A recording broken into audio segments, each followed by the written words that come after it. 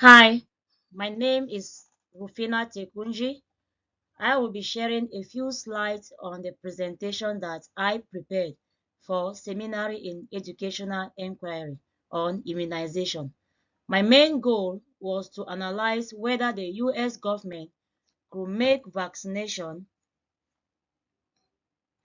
mandatory for children in public schools. I attempted to provide the benefits and the effects of vaccines to see whether a mandatory vaccination plan would be more beneficial for children.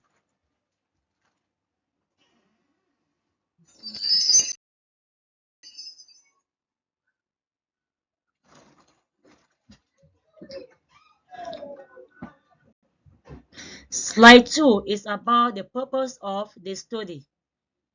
The goal was to find out whether the US federal government could make vaccination mandatory for children in the US.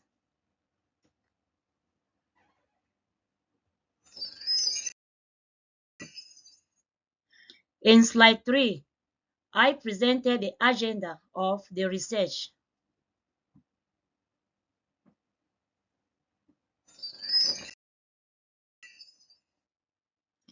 In slide 4, I analyzed the advantages of immunization. Immunization spares life to about 2 to 3 million people worldwide each year, and that an additional 1.5 million deaths could be prevented annually through vaccines. Vaccines can protect a child through passive and active immunity. Active immunity was produced by the person, while passive immunity took place when the child was given antibodies to a disease.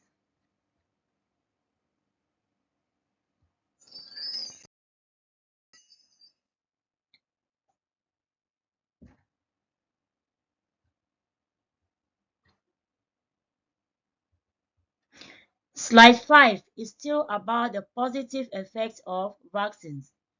Ellen, Ellen Clayton argues that vaccines were widely recognized as one of the greatest public health successes of the last century.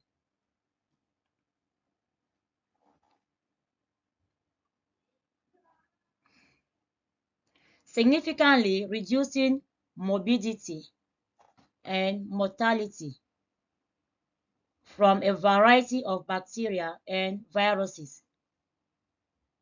The more children were vaccinated, the less sickness and the greater their life expectancy was.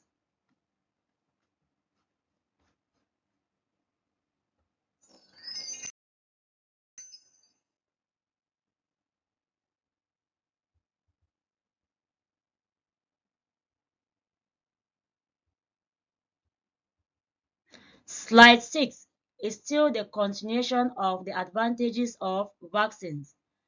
Vaccine could reduce premature death rate for children.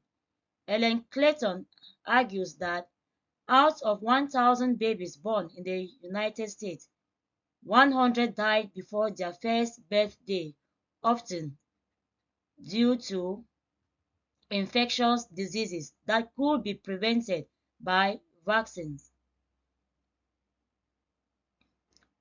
COVID-19 pandemic.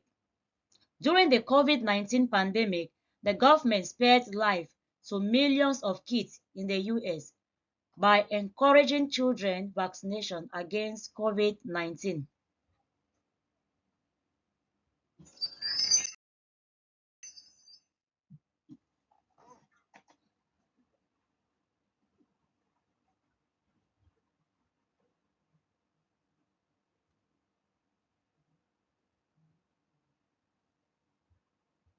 In slide 7, I tried to analyze why a universal vaccination plan could be crucial to protect more kids because the success of vaccination to preserve low levels of diseases incidence depended on the population level of community immunity. Also commonly known as herd immunity, which referred to the immunity of a group that was afforded when a high proportion of individuals were not susceptible to infection.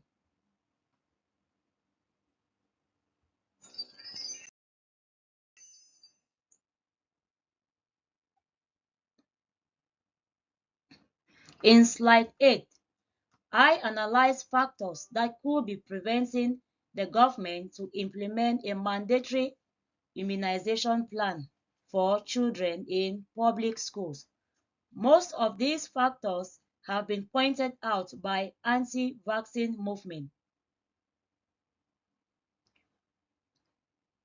Mercer argues that ever since vaccines were introduced in the 18th century, questions and concerns about their safety had been voiced. McLagan stated that he had also continued to be concerned about the growing number of vaccines they gave to children, their unintended consequences, and problems that could arise from the increasing use of them.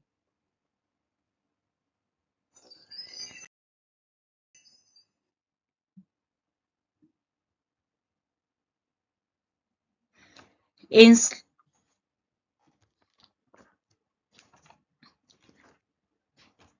in slide 9,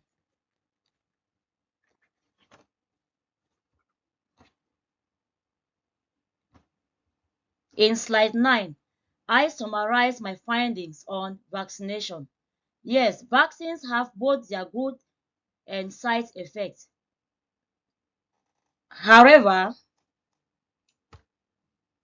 even though some vaccines may have their side effects, making immunization mandatory in public schools will be more beneficial for children.